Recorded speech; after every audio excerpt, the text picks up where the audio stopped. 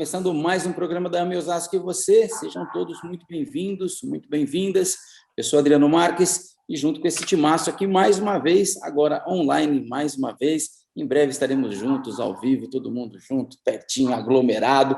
Espero que com a presença de vocês também, para fazer mais um programa e para começar, como sempre, esse timaço, apresentá-los a todos, a vocês. Para quem está chegando pela primeira vez, não se esqueça de curtir, comentar, se inscreva no canal, ative o sininho. Isso é muito importante, não só para que você possa receber os conteúdos sempre que tiver novidade, mas para que a gente possa também aumentar a divulgação, alcançar novos lares, novas pessoas e, claro, levar para você sempre temas diversos, variados, sobre assuntos que você possa nem imaginar. Mas, enfim, a ideia é que a gente possa juntos trabalhar. E, mais uma vez, doutor Alejandro Vera, médico psiquiatra, presidente da AME Osasco. Alejandro, seja bem-vindo mais uma vez. Saudade de você, de nos encontrar aqui pela tela do AME Osasco e você. Seja bem-vindo.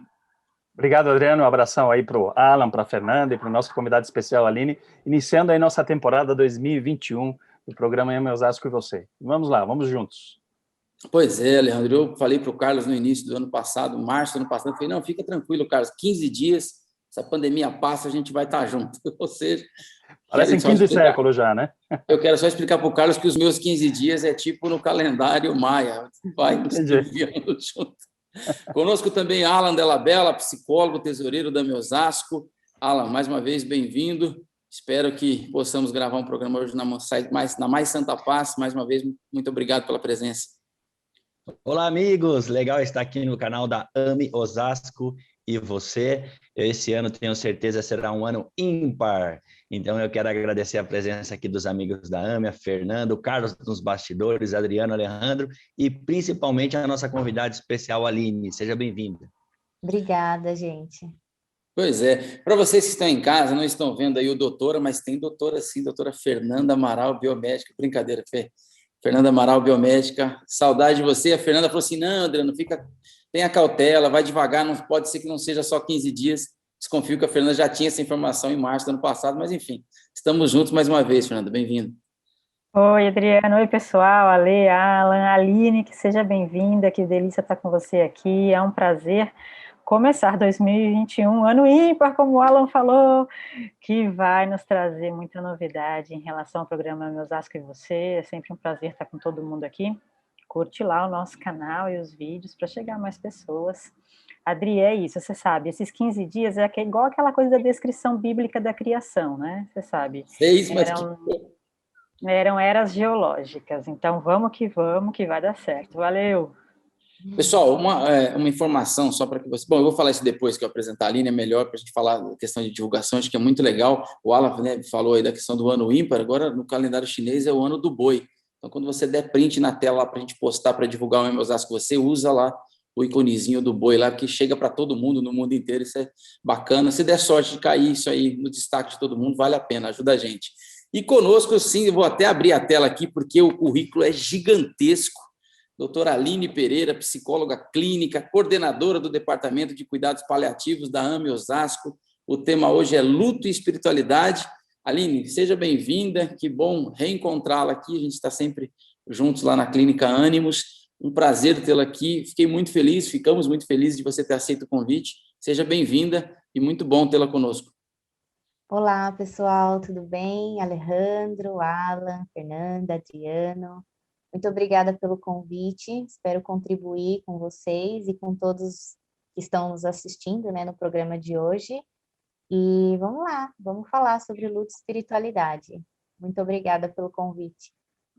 Muito bem. Pessoal, para a gente começar o bate-papo, eu só quero relembrar, se você ainda não se inscreveu no canal, se inscreva, e se você já está acompanhando o bate-papo aqui, fazendo a sua pergunta, deixando a sua dúvida, provavelmente vamos ler isso depois, vamos responder, se tiver algum tema, a gente traz isso para dentro do programa depois também, mas fundamental, se você já está acompanhando aqui, vai lá e curta, clica lá no joinha, deixa o seu like lá para a gente. Se você ainda não fez, faça. E se já fez, manda para a galera o link, para a galera acompanhar e vir curtir, se inscrever no canal também, que é muito importante. Alejandro, Alan, Fernanda e Aline, eu brinquei no nosso grupo durante a semana da questão sobre se o luto existe. Eu vou começar com essa pergunta para a Aline, já que a gente vai falar de luto e espiritualidade, e que tem tudo a ver pelo que o mundo passou e está passando ainda, né, com essa relação. Muitos ainda se encontram em luto, e esse luto vai determinar aí, né, cada um vai determinar o tempo disso, e a gente vai falar um pouco disso também. Acho que o Alan vai falar bastante dessa questão, né, de como entender o tempo do luto, ou seja, até que momento a gente pode entender que é luto, ou, enfim, outros sentimentos, depressão e tal. Mas, Aline, uma pergunta bem ampla, e depois a gente vai afunilando isso aí. O luto existe mesmo? A morte existe? Como é que funciona essa questão de como a gente pode entender o luto em relação com a espiritualidade? O luto existe, né? Quando a gente parte do princípio da dor, da tristeza, do sofrimento que causa em quem fica, né? Causa também em quem vai, mas a princípio em quem fica a gente sabe como dói, como causa um sofrimento. Então, sim, o luto existe, né? É essa dor, é esse sofrimento que a gente sente diante de uma perda de um ente querido, e quando a gente fala mais especificamente a perda de um ente querido pela morte mesmo, né? Outros tipos de luto existem, né? Então a gente pode falar de luto em vida, que são outros tipos de perda que a gente tem. Então a perda de um trabalho, o rompimento de um relacionamento, né? Tudo que a gente sente como perda, a gente pode considerar como luto, né? Porque traz um sofrimento, traz uma dor. Então, sim, o luto existe, né? Alejandro, Alan, Fernanda, bora lá. Vamos lá, Adriano. Primeiramente, eu queria só destacar aquilo que você trouxe dentro do currículo da Aline, que nós, através da AME Osasco, iniciamos justamente esse departamento que é tão importante, Departamento de Cuidados Paliativos, que foi uma proposta desde a nossa última eleição, estando alinhado com os departamentos que já existem na Associação Médico Espírita do Brasil, em que nós temos já o Departamento de Cuidados Paliativos, que hoje é coordenado pelo Luiz Gustavo Mariotti, que já esteve conosco, médico geriatra, e o intuito é justamente poder estar acompanhando junto esse movimento da AME Brasil na AME Osasco, né? E a Aline tem coordenado, então super importante a gente trazê-la hoje, nesse momento, como você colocou, tem sido tão crítico para a humanidade. As pessoas morrem, obviamente, todos os dias, mas 2020 tem sido um ano, obviamente, diferenciado, marcado pela morte, marcado pelo luto, então, tema atualíssimo, e claro que a gente poder falar sobre a morte é sempre importante dentro do nosso olhar espírita, né? Dado que nos traz uma outra contribuição, aliás, uma contribuição gigantesca, para que a gente aprenda a lidar relativamente bem com esses sentimentos da perda, né? O Ale, Alan, Fernando e Aline, acho que valeria a pena, rapidinho, se vocês entrarem no tema do luto, explicar um pouquinho essa questão do departamento, já que é novo, que é a novidade, do que é, o que faz o cuidado paliativo nesse departamento dentro da AME Osasco, da Associação Médico Espírita de Osasco. Aline, Ali, fica à vontade aí, do palitinho, 2 ou 1, quem pode explicar isso para a gente? Não, isso é com a coordenadora do departamento, vamos lá. Eu não queria falar, né? Deixei no ar aqui para ver se... Quem entende do negócio. Bom, vamos lá, né? Então, assim, o Departamento de Cuidados Paliativos, né? Primeiro, assim, cuidados paliativos, né? É o cuidado direcionado para pessoas, né, em situação de doenças que não têm mais possibilidade de cura física, né? Então, o trabalho do cuidados paliativos é proporcionar para esses pacientes, para essas pessoas, um fim de vida com qualidade de vida, mesmo diante da impossibilidade de tratamento físico, né? E dentro dos pilares que constituem o cuidados paliativos, a gente tem a espiritualidade como um dos pilares, né? Para oferecer um pouco de qualidade de vida nesse processo de fim de vida, né? Para o paciente. Então, assim, realmente tem tudo a ver com o que a gente vai falar hoje, né?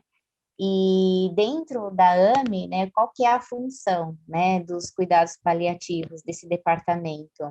Trazer um pouco mais de conhecimento, né, para as equipes de saúde, para os médicos, sobre esse olhar mais amplo para o paciente que está diante da finitude, né? Então, assim, não é só um paciente adoecido que vai morrer. Que possibilidades ele tem de cuidado, mesmo diante da impossibilidade de cura. Então, trazer para os profissionais da saúde esse olhar mais holístico, integral para o paciente, né? Então, através de cursos, atrelando as obras que a gente tem da doutrina espírita com esses pilares dos cuidados paliativos, né? A gente vai fazendo aí essa relação de cuidado, né? Trazendo aí um pouco mais de conhecimento para os nossos profissionais de saúde, para esse olhar mais humanizado para as pessoas, né? Que estão aí hospitalizadas. E quando a gente fala também em cuidados paliativos, pensando aí no momento que a gente está vivendo atualmente de pandemia, onde a gente está tendo muitas mortes, né? Eu acho válido a gente colocar, né, essa questão de cuidados paliativos para pacientes de Covid, por que não, né? No sentido de que ainda é uma doença que a gente não tem uma possibilidade de cura, né? Ainda não tem um tratamento efetivo, e hoje quem pega Covid já logo assimila, né? Meu Deus, eu vou morrer, o que vai acontecer comigo? Porque é uma doença que a gente ainda não tem um tratamento efetivo, né? Então, mostra aí também uma necessidade desse olhar humanizado para essas pessoas que estão diante desse enfrentamento de doença, para os familiares também, né? Então, cuidados paliativos não está só necessariamente ligado ao paciente crônico em fim de vida, mas a esse olhar humanizado de cuidado para qualquer paciente que está adoecido, né? Que formas de tratamento, de qualidade de vida, né? Que é possível dentro do adoecimento, né? Acho que é isso. Consegui explicar? Tem alguma coisa para complementar? Acho que o Alejandro pode, se quiser, a Fernanda, o Alan também. E é interessante que você colocou, Aline, porque ontem, bom, eu tenho não sei se é um defeito, mas enfim, todo mundo assiste as séries que estão, né, tá bombando no mundo inteiro. E eu, por não acompanhar, sempre assisto série que todo mundo assistiu 10 anos atrás. Eu estou acompanhando o Chicago Med, não sei se vocês já ouviram, e eles estão abordando nessa temporada agora a questão do Covid, e eles falam muito disso, Aline, porque no episódio que passou ontem, na verdade foi ao ar a semana passada, mas ontem reprisou à noite, eles estão atendendo pacientes de Covid, preocupados, e uma mulher tem sintomas de uma doença raríssima. E uma doutora, já fora do atendimento, né, numa conversa online, ela fala, olha, com muito respeito, eu preciso te perguntar, a senhora tem esse sintoma mesmo, ou a senhora está buscando os sintomas na internet e começou a se identificar?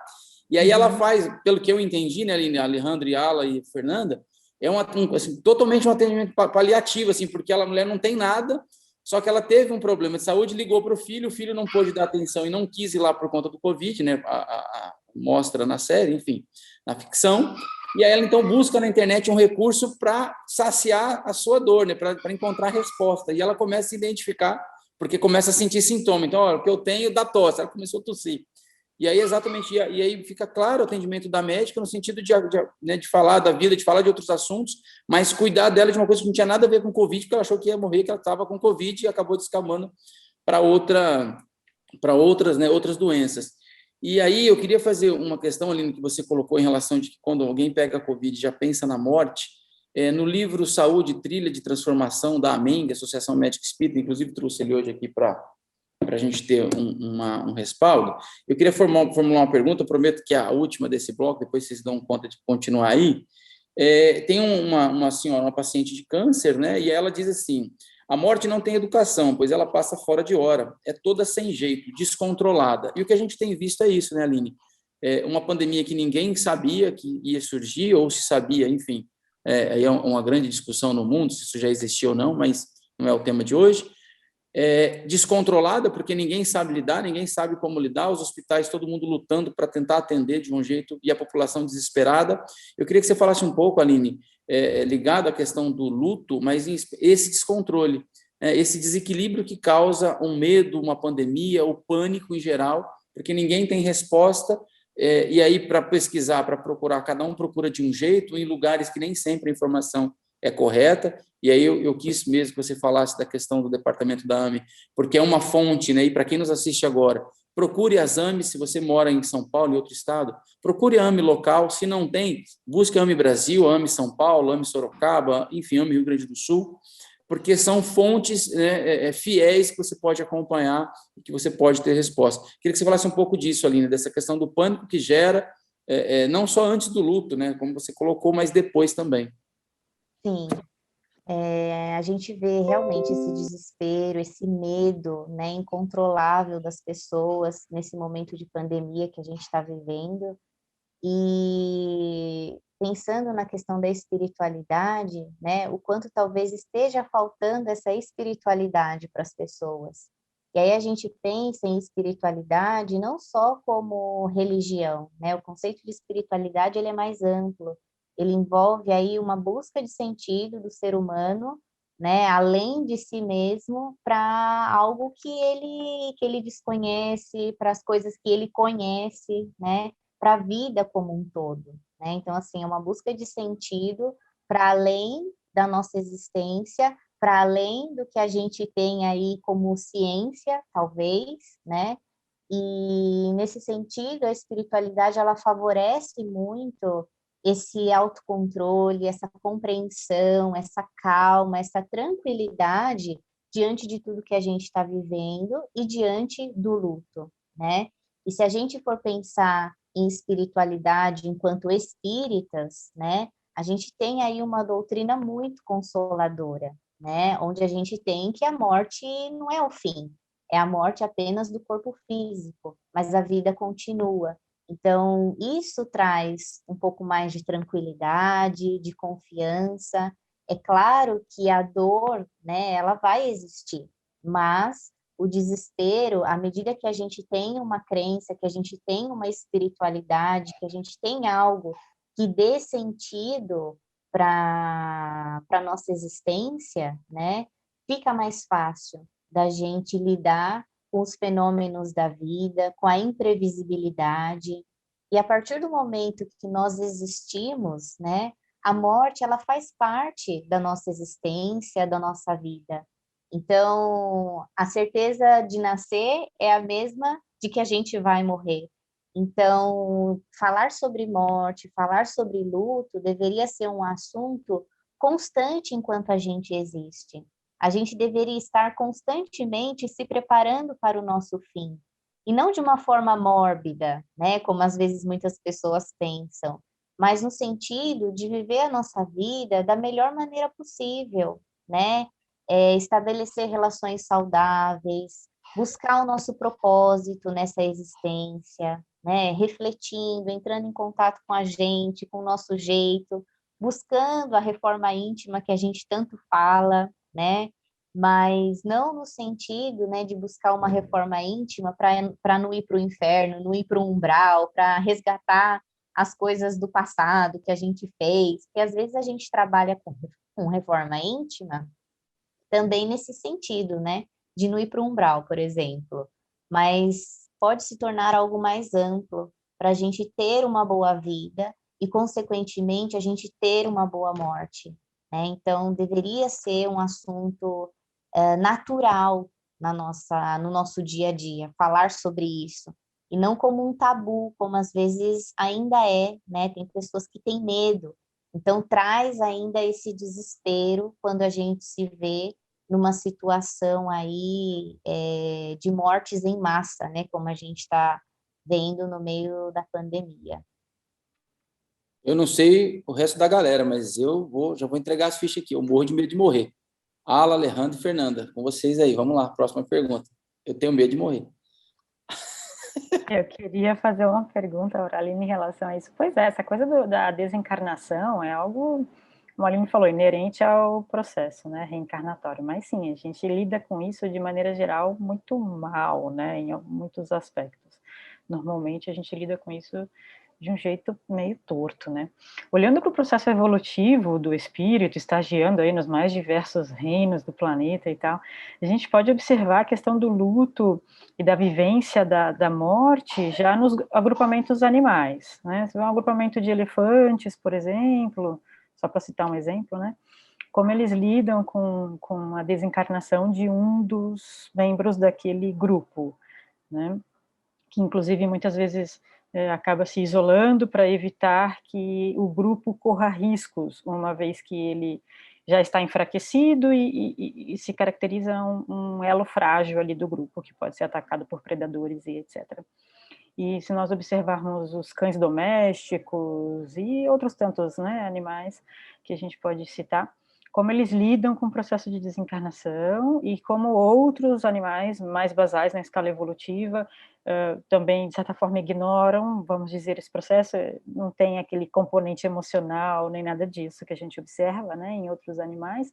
E em nós mesmos, se formos olhar a espécie humana, historicamente, o jeito de lidar com a desencarnação é um pouco mágico, protegido desde há muito, né? Se a gente olhar para a história da civilização egípcia antiga, por exemplo, o ritual era marcadíssimo, com muitos passos de maneira responsavelmente feita, no sentido de rituais e etc., né? Com dedicação, com uma série de outras coisas. As culturas orientais também têm um jeito bastante interessante, historicamente, de lidar com a desencarnação, inclusive no processo mesmo de velar, né, aquele corpo que desencarnou e tudo mais. Então, há um misto, né, uma tentativa, nós vamos vendo, uma tentativa de evoluir nesse processo ao longo mesmo da evolução da criatura, do espírito, inteligência e compartilhando de experiências no planeta Terra e na espiritualidade, para lidar, né, com esse processo de desencarnação e tudo que deriva dele. Mas, de fato, essa pandemia surpreendente, de certa forma, nos colocou na berlinda, né? No sentido de que, como nós agora, como sociedade atual, por assim dizer, que conhece todo esse processo histórico, está lidando com a desencarnação, né? A desencarnação em massa, quer dizer, nós todos nos recordamos, quando acidentes aéreos aconteciam, realmente um momento de comoção, um momento, né, sério de entrega àquela tristeza coletiva. E, no entanto, no momento atual, nós temos aí mais ou menos 3 acidentes aéreos por dia em termos de desencarnação, ainda estamos nesse nível, infelizmente, no Brasil em particular, com mais de 1.000 pessoas desencarnando a cada dia derivado da pandemia, e parece que, até por uma sensação de tentar se salvaguardar, né, daquela avalanche que vem descendo a montanha, nós estamos, de alguma forma, não posso dizer banalizando essas mortes, que eu acho que isso não é até desrespeitoso falar isso, né, mas, de certa forma, nos comovendo menos como um mecanismo de defesa. Queria saber da Aline o que ela pensa, contextualizando todo esse histórico de evolução aí do espírito, reencarnações afora, como é que a gente está encarando isso agora, como sociedade contemporânea, né? Sim, era isso mesmo que eu estava pensando, né? Hoje a gente tem quase 1 ou 2 acidentes aéreos por dia, né? E, de fato, no começo, né, embora tenha acontecido esse susto, né, de um monte de pessoa desencarnando, essa coisa toda, rolou uma comoção no começo, mas agora parece que está se tornando algo meio banalizado, as pessoas não estão dando tanta importância para os números, pode ser sim como uma maneira de defesa, né? Então, assim, eu não vou olhar muito para não me assustar tanto, né? Porque se a gente parar e olhar, realmente assusta. E assusta mais ainda quando é próximo, né? Quando a gente às vezes tem um parente, um colega, um conhecido, enfim, que estava bem, de repente vai para o hospital e não volta mais, né? Então, assim, tem muito, muito mesmo essa questão da comoção que vem se perdendo, talvez como forma de defesa mesmo do ser humano, né? E eu acho também uma coisa interessante, né, que você falou da ritualística, né, antiga em relação aos funerais, em relação à morte, né? Antigamente era feito dessa forma, né? E hoje, como eu já tinha falado anteriormente, da questão da morte ser um tabu, a gente percebe muito isso ainda em relação às crianças, né? As crianças também estão passando por esse processo de luto junto com os adultos, mas talvez um luto diferente, não no sentido da morte em si, da perda, né? A não ser que tenha aí a perda de algum familiar, e depois eu vou falar disso. Mas é a perda da rotina, a perda do contato social, a perda dos amigos, né? Que era o que eu estava falando no comecinho do luto em vida. Então, assim, o quanto as crianças também estão enlutadas ao seu modo, né? E aí, pensando nessa questão da ritualística que você falou, o quanto ainda é velado as crianças, né? Vedado, na verdade, as crianças, esse processo, né? Então, às vezes, se esconde da criança que um parente morreu, né? Então, virou estrelinha, mas virou estrelinha, o que aconteceu com essa estrelinha, né? Ou, foi viajar e, tá, mas volta quando, né? E isso às vezes se perpetua dentro da família, né? Então, assim, o quanto as crianças elas ainda são apartadas desse processo e o quanto nós, né, eu acho assim, enquanto sociedade fazemos isso, né, como forma de proteger a criança. E aí a gente vai colocando desde pequeno o ser humano nesse lugar aí de que não tem que lidar com a morte, né? Tem que ser algo escondido, né? A gente não pode falar sobre isso. Então, dói, é difícil, a gente está passando por um momento, assim, de extrema fragilidade nesse sentido, e a gente não pode usar esse modo aí de banalização, né, como recurso de enfrentamento, né? Porque a realidade está aí. A gente tem que se apegar, e aí, atrelando a questão que a gente está falando de espiritualidade, a espiritualidade como um dos recursos de enfrentamento, né?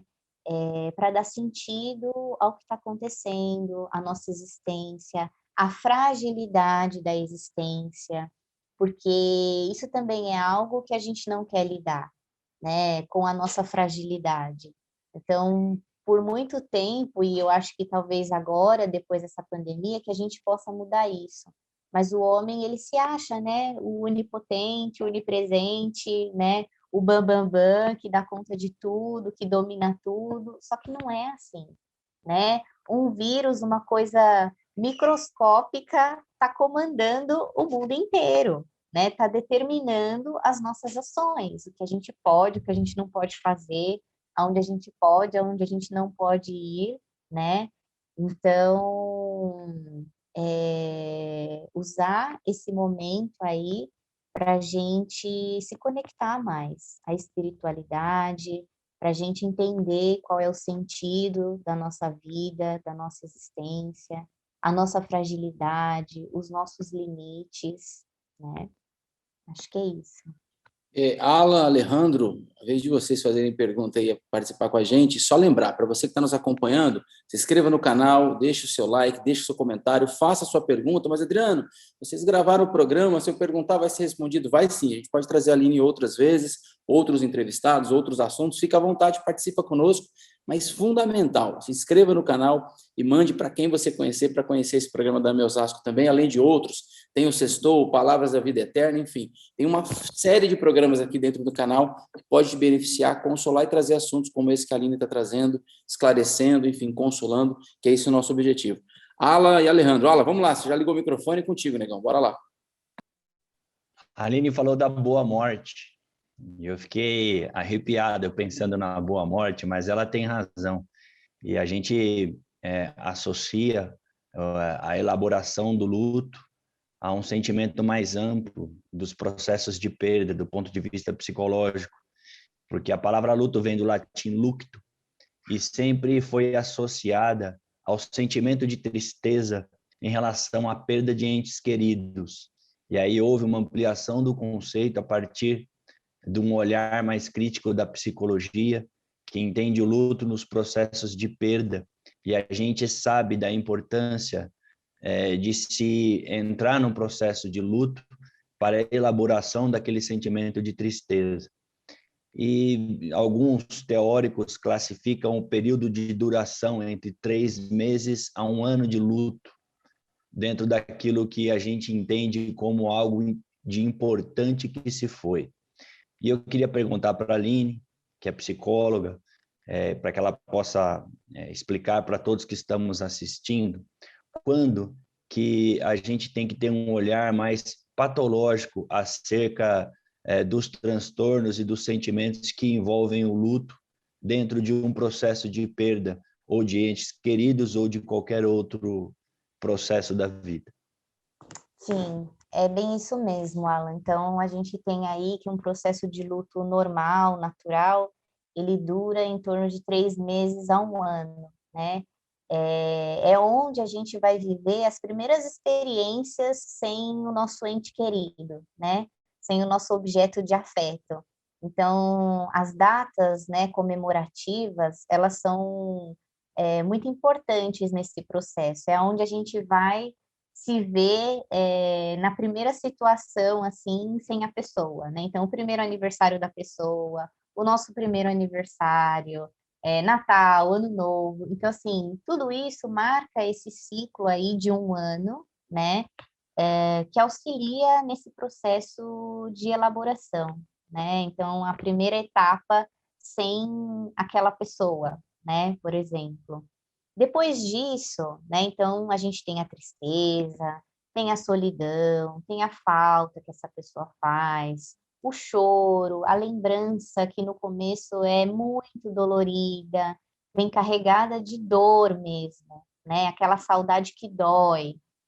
Com esse período de 1 ano aí, né, vamos colocar 1 ano, né, se essa melancolia começa essa tristeza, na verdade, começa a aumentar e se tornar uma melancolia, no sentido da pessoa já começar um processo de desvalorização de si mesma, né? Então, assim, eu não quero existir, eu quero ir para junto da pessoa que eu perdi, né? Então, se começa esse processo aí, é aonde a gente já tem que ficar atento, porque pode estar começando um processo de depressão, né?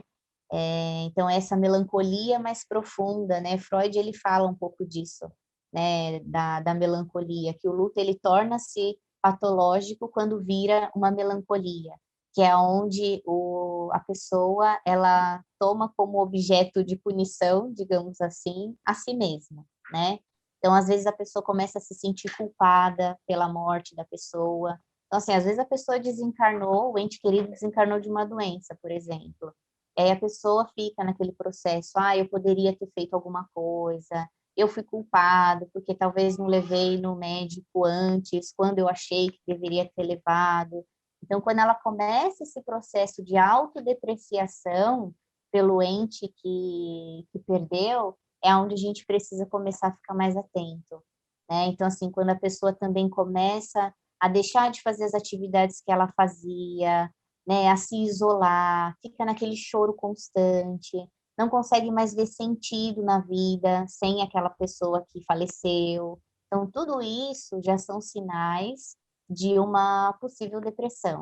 E é aí que a gente precisa de intervenção médica, psicológica, de um cuidado mais específico aí para essa pessoa.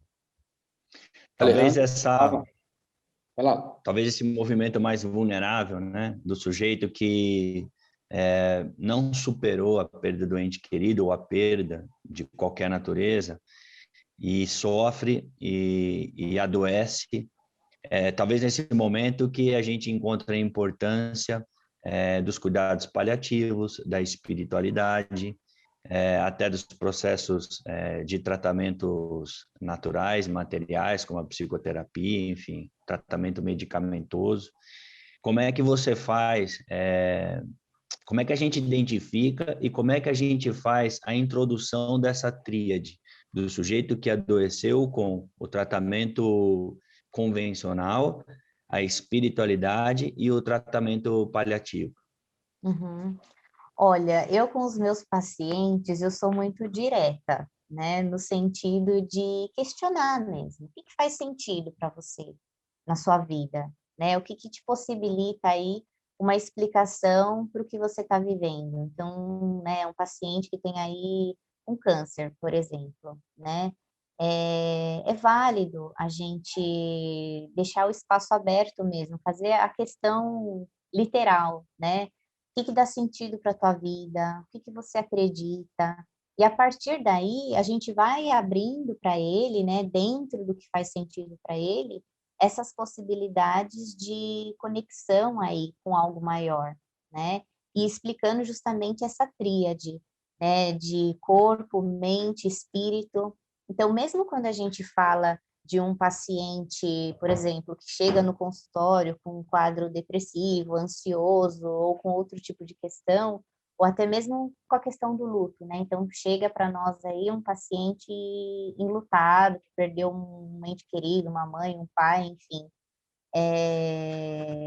E aí a gente tem que trazer esse questionamento. O que faz sentido para você? O que te ajudaria nesse momento de enfrentamento? Né? A gente precisa cuidar de você, da tua mente, do teu corpo, do teu espírito. E aí, às vezes, as pessoas perguntam, mas espírito? Mas eu não acredito em espírito. Como que eu vou cuidar do meu espírito? Né? Tá, ok, não estou falando de espírito enquanto alma, enquanto, né, espírito. Mas é essa questão da espiritualidade, o que transcende, o que dá sentido para você. É a minha religião evangélica, sei lá, o álcool gel que eu carrego na minha bolsa, me dá sentido para me proteger das coisas, transcende a existência. Ok, vamos trabalhar em cima disso, né? Então, eu acho que é sempre válido. Pode falar. Eu ia falar do cuidado, a proteção, né? O termo Isso. paliativo vem desse significado de manto, né? E manto Uhum. dá essa conotação de abrigo, de proteção, de cuidado, né? E eu acho que o cuidado paliativo entra como essa figura, né? De algo que eu me apoio para lidar melhor com a situação. Isso. E aí nada melhor do que questionar o paciente, né? O que para ele dá esse abrigo, essa proteção, e daí o profissional de saúde vai trabalhando em cima disso, né? Sustentando essa fala, esse lugar de apoio que o paciente encontra para ele, né? Aline, muito legal o que você vai trazendo, né? Porque também é a questão do luto do ponto de vista do paciente em si, que enfrenta, por vezes, uma doença terminal, ou seja, ele já está naquele processo, como já foi colocado, de cuidados paliativos, em que ele mesmo já está enfrentando um certo luto por aquilo que ele está perdendo naquele momento, daquilo que ele, teoricamente, irá perder, né? Uhum. Obviamente que se inicia um novo processo dentro do nosso olhar espírita ou espiritualista que seja, da certeza da continuidade da vida, mas esses pontos de vista são interessantes. É o luto de quem enfrenta a morte em si, de forma concreta, a morte real, que pode vir a se complicar, como você colocou, o luto complicado, que pode desencadear questões psíquicas e emocionais mais importantes, e aí que se faz necessário um auxílio maior, com apoio médico, terapêutico, psicoterápico, enfim. Ou o luto das mortes menores, como a doutora Ana Cláudia Quintana Arantes explica, né, no seu livro A Morte é um Dia que Vale a Pena Viver, que trabalha com cuidados paliativos, que são as mortes do dia a dia, daquilo que você já explicou, de uma separação, de uma perda de emprego, ou no caso deste momento de pandemia, no caso das crianças, dos adolescentes, a não possibilidade de estar vivenciando o contexto escolar, na relação com o outro, então não deixa de ser um luto. E a gente precisa se permitir a vivenciar esses sentimentos de tristeza e buscar elaborá-los, né? Em algum momento, o Adriano citou lá atrás um trecho de uma obra da Associação Médico Espírita de Minas Gerais, que ele está mostrando ali, e Saúde, Trilha de Transformação. Muito interessante quando nesse trecho é colocado o seguinte, né? Quer dizer, a morte não é educada, porque obviamente ela pode chegar em qualquer momento, e quando acordamos percebemos que desencarnamos, né?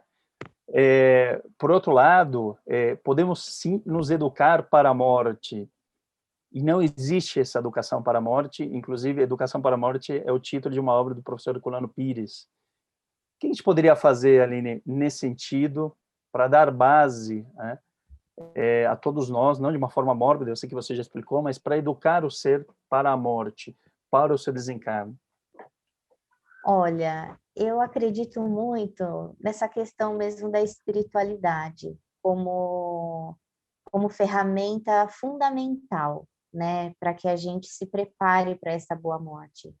porque é justamente o que dá sentido para algo que a gente não tem uma explicação, né, dentro, às vezes, de outras religiões, né, que não tem essa mesma explicação ampla que a doutrina espírita nos traz, né? Mas tem uma explicação, todo mundo busca, né, um sentido para a morte, para onde eu vou, o que vai acontecer comigo. Então, eu acho que a espiritualidade é a ferramenta principal, assim, que a gente tem que ter como apoio para a gente se preparar para essa boa morte, né, para a nossa finitude, que é esse sentido maior, transcendente, né, para algo que a gente não tem na literalidade, o como, o quando vai acontecer, né? Então, se a gente consegue transcender esse sentido, essa explicação, para a nossa existência como um todo, né, e não só para a morte, eu acho que é mais fácil de se morrer, né? Então, se a gente encontra o nosso propósito, eu estou vivendo aqui e agora, porque eu tenho um propósito de ser psicóloga, de atender as pessoas, de ser mãe, de ser pai, de ser professor, de ser professora, né? E eu me realizo na função que eu faço, na vida que eu vivo. Então, eu acho que tudo isso está muito pautado na questão da espiritualidade, a filosofia de vida que eu tenho para minha vida, né? Então, se eu tenho essas clarezas aí do modo como eu vivo, do modo como eu quero viver, eu acho que é mais fácil você se preparar para a morte. Eu acho que você não tem medo de morrer, né, Adriano? Então, assim, eu, por exemplo, eu não tenho medo de morrer, né? Eu não Eu tenho tenho. mesmo, né? Então, assim, por causa dessa confiança, né? A confiança na espiritualidade, de que quando chegar o meu momento, eu sei que eu vou estar sendo amparada, né?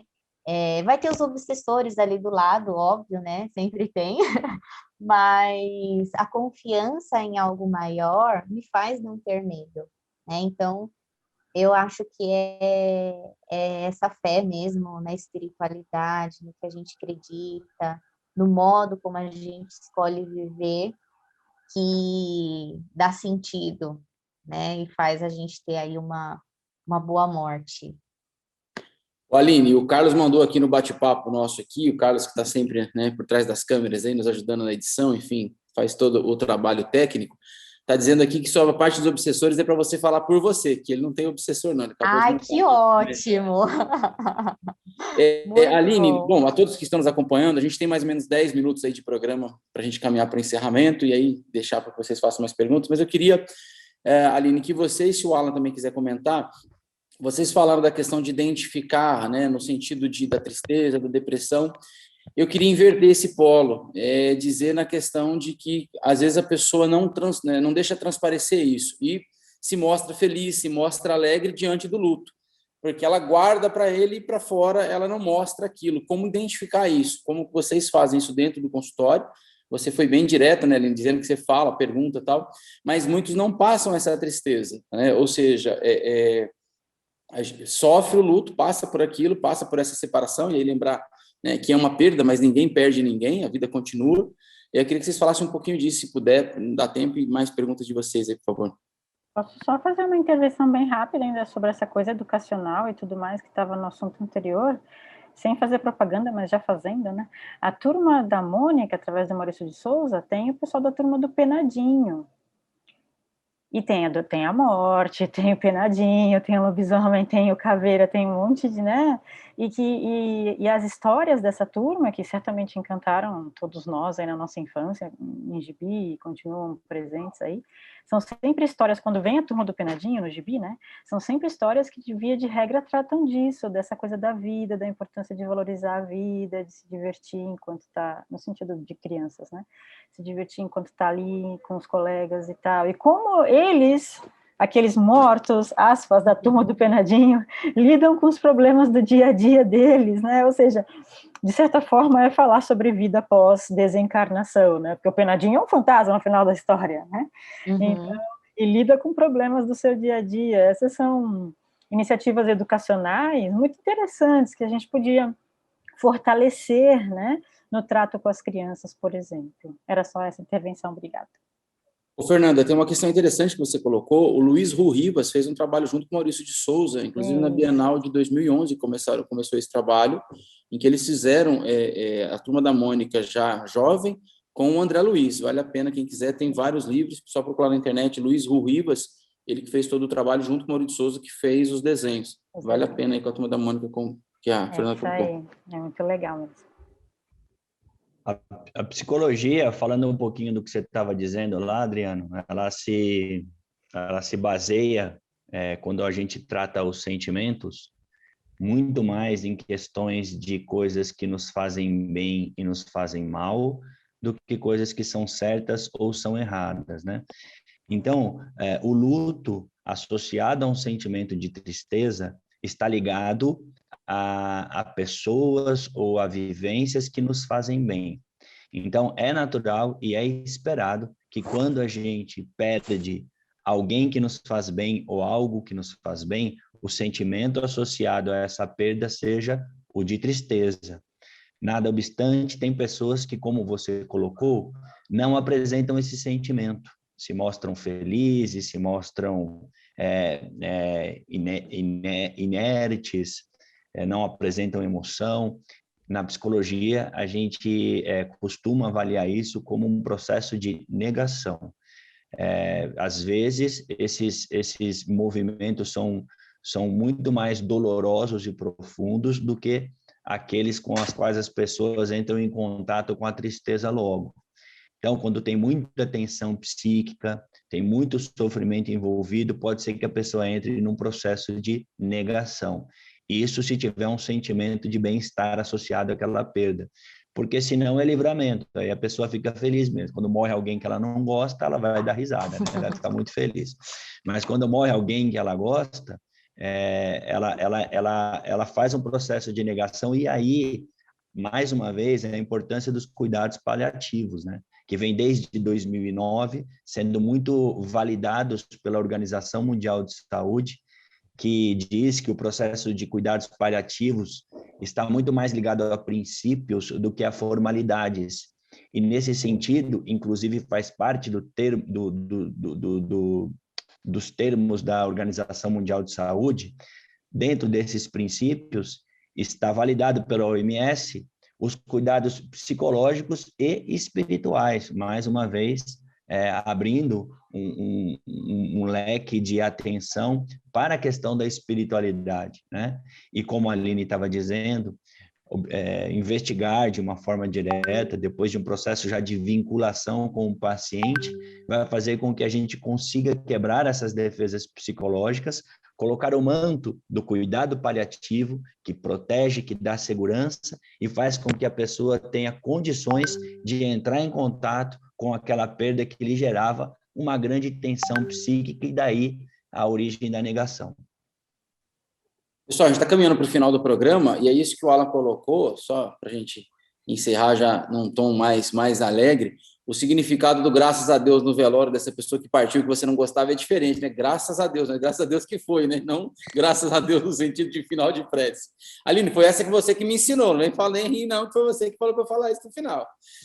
Alejandro, Alan, Fernando e Aline, agradecer vocês demais, e aí a gente tem ainda mais 3, 4 minutinhos, mas Aline, muito obrigado, fiquei muito feliz que você participou, parabéns, espero que volte outras vezes, é um assunto muito interessante, e só para a gente, né, poder encerrar, Aline, vou começar com o Alan e vou na sequência aqui da tela. Alan, mais uma vez, muito obrigado, sempre bom estar contigo, negão, obrigadão. Obrigado a todos, um tema muito bacana de ser abordado. Mais uma vez, convidando as pessoas que participem, que façam perguntas, e nos demais programas ou em outro momento a gente vai trazendo as respostas aqui, porque o mais importante é a participação de todos nós. Juntos somos mais. Obrigado, Aline, obrigado a toda a equipe da AME Osasco. Doutor Alejandro, vamos lá, Ale. Um abraço, obrigado mais uma vez. Adriano, um abraço, mas eu gostaria de fazer um convite, dado que este programa está indo ao ar, na verdade, agora nesta quinta-feira, dia 18 de fevereiro, que antecede o início de um novo momento da AME Osasco, que é o curso Interexistencial, em que todos estão sendo convidados, e aí o Carlão vai colocar a arte para que vocês possam estar vendo. É um curso que se inicia nesta terça-feira, às 20 horas, do dia 23 de fevereiro até o dia 7 de dezembro. Toda terça-feira ao vivo, com mais de 27 favorecedores, entre colegas da AME Osasco e outros convidados, um curso muito bacana, que vale a pena estar acompanhando, e não necessita de inscrição prévia, a não ser só se inscrever no canal e acompanhar conosco, ok? Então, um abração, Adriano, um abração, Alan, Fernanda e Aline, muito obrigado, o papo foi muito legal, muito bacana, e com certeza daria para a gente conversar muito mais a respeito desse tema que sempre nos chama muito a atenção. Fernanda, mais uma vez, muito obrigado. Sempre bom tê-la conosco aqui. Mais uma vez, muito obrigado.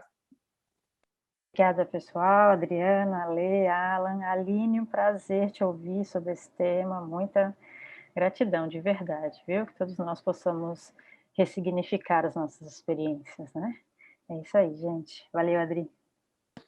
Aline, para a gente encerrar, muito obrigado mesmo. Fiquei muito feliz de poder encontrá-la aqui. Para você que nos assiste, pessoal, só deixar duas informações muito importantes. A Aline vai passar o Instagram dela, mas se você se identificou com algum desses temas, se você passa por alguma dificuldade dessa, ou tem alguém na família que precisa de um tratamento, quer buscar, vale muito a pena, você vai lá no Instagram, @ClínicaAnimosOficial, @ClínicaAnimosOficial.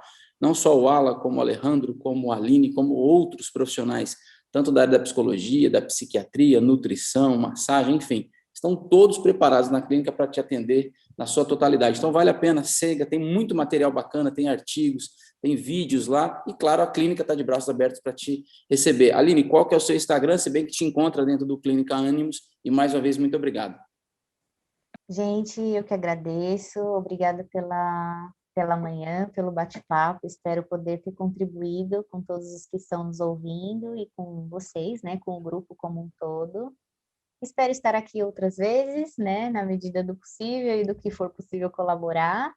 E o meu Instagram é psicóloga Aline Pereira, tá? Então, me sigam lá, né, e se precisar, estamos aí. Aline, para encerrar, o Carlos perguntou qual horário que você tem disponível para trabalhar o medo dele de morrer, que ele mandou aqui que tem medo de morrer também.